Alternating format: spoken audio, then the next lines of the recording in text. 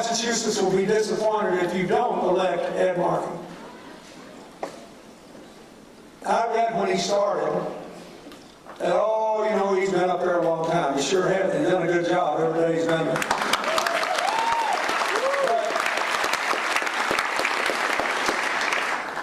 But all these elected positions are jobs. You know, you got a job to do. Make good things happen, stop bad things from happening. You got a job to do. And we have these elections as if it's just a shouting match. And do you have the right ideology, and are you pure? And the other side always wants you to forget that it's a job. I'll just give you one example. When President Bush was elected, he nominated a bunch of judges, and they were more conservative than the judges I nominated.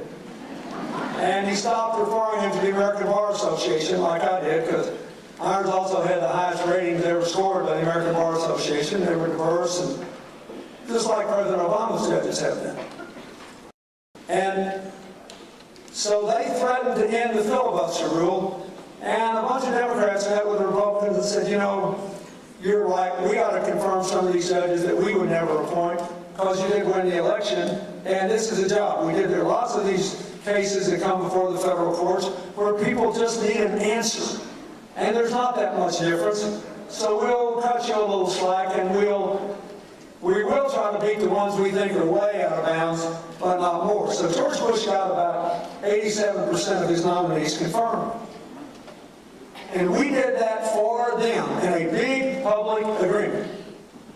Okay. You know what they've done? They've confirmed fewer than 44% of Barack Obama's nominees. Not because they're incompetent, not even because they're particularly liberal, but because they're not far right. And now there are 3 vacancies on the Court of Appeals, that's just below the Supreme Court, for the District of Columbia. And a lot of really important decisions about how America works go immediately to that Court of Appeals. And one of their committee chairmen, Senator Grassley of Iowa, has compared President Obama's attempt to fill long, vacant, existing judgeships with Franklin Roosevelt's attempt to expand the Supreme Court and pack it with his supporters. What they're really saying is, look, we worked really hard for years to make this a way right-wing court, and you think an election should change that? So we're just going to change the rules and pretend that if you're filling a vacancy, it's illicit. I couldn't make this up. So all you need to know is that one of the good things about Democrats that they see as a weakness is that we think we should all live under the same set of rules.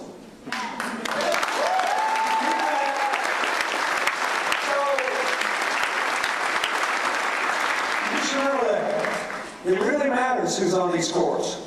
And it really matters whether ordinary citizens can get a decision in real time. You know, if you're half my age and you don't get a decision until you are my age, you'd be just as well without a decision.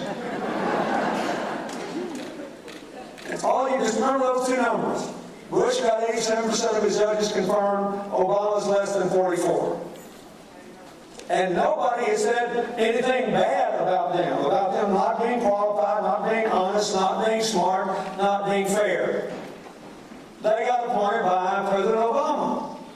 And they might tilt in politically sensitive cases the balance on some of these courts. We had an election. And I'm telling you, when you're fighting people who never change and don't respond to elections, you got to be as tough as they are. Which means, don't you let any person you know refuse to vote on June the 25th. They have to show up.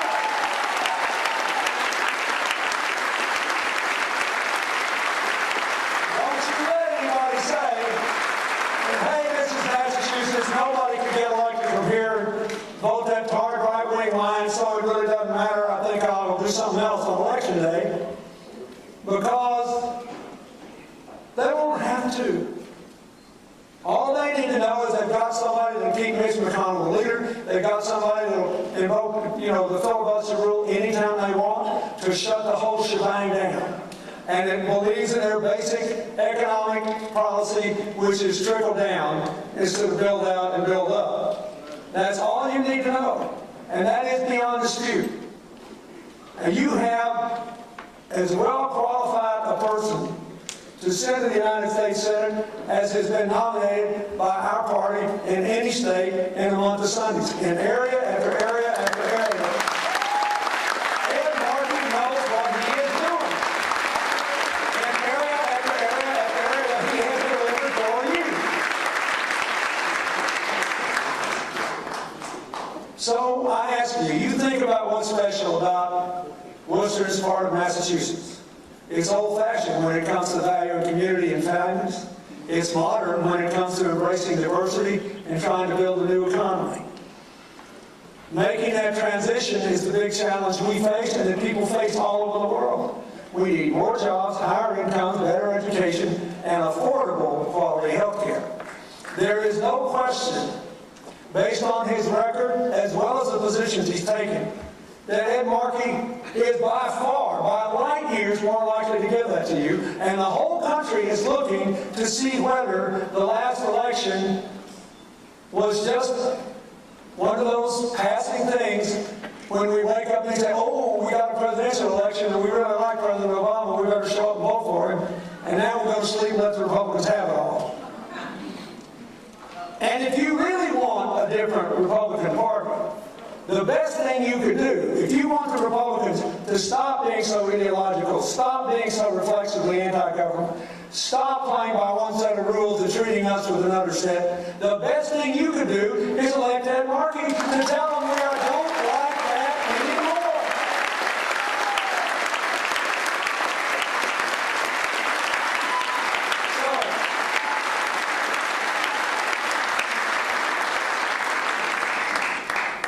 I do love Worcester, and you have been very good to me, and you have been very good to Hillary, and we are grateful.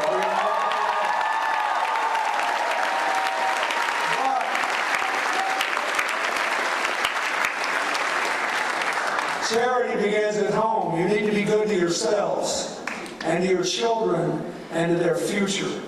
And the best way you can do that is to send Ed Markey to the United States Senate. Wrapping up, Bill Clinton just finished speaking for U.S. Senator candidate Ed Markey. So all you people, make sure to participate in your civic engagement and get out to vote. The man said, Boogie, we out of here at 1.